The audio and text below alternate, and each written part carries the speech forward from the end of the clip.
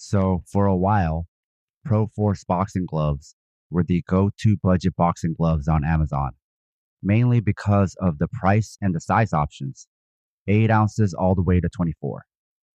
Over time, their prices went up and there were cheaper, better quality alternatives from Chinese and Pakistani brands than this American one. But are they still worth buying? Let's take a look. Starting with padding. It uses a thin, low density foam layer backed by cotton felt. I've never seen this combination before. When you press into it, it rebounds slowly. In practical terms, that means the foam dampens impact instead of dispersing it, bottoms out quickly, and loses protective value fast.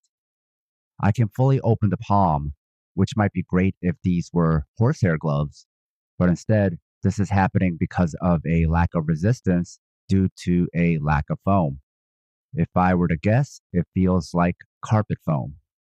What's more, this 16-ounce glove does not reach 16 ounces through padding. A significant portion of the weight is added via a separate weighted cuff. That mass does nothing for protection. It only exists to hit a labeled weight, which I'm not sure it even does. So while the glove says 16 ounces, it does not behave like a 16-ounce glove. Impact protection is closer to a much lighter glove. Wrist protection is effectively non existent.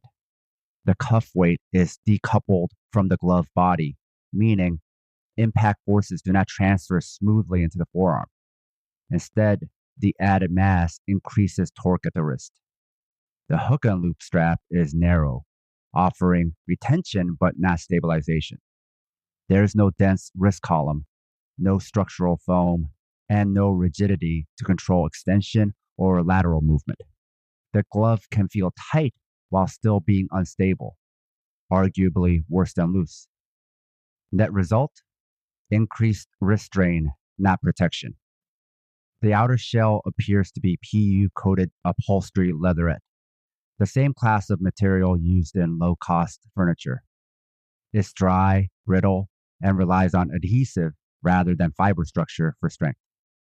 It does not stretch under load. It cracks and splits, which you can already see happening at the seams. Once the PU film breaks, the fabric backing fails immediately, and moisture goes straight into the padding. The weight at the cuff also makes the cuff split at the seams. This glove was never designed to manage stress long term. Internally, the cotton acts like a sponge, accelerating foam degradation and odor. Longevity is short, even with light use.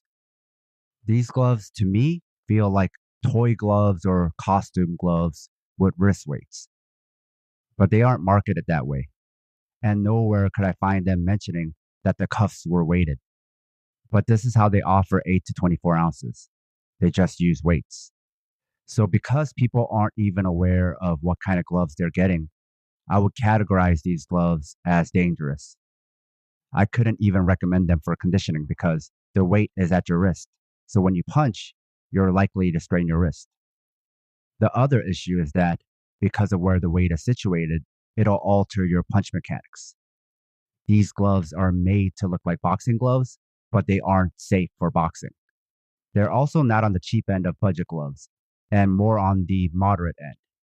It's not hard to find better gloves for a better price, so I say skip this one.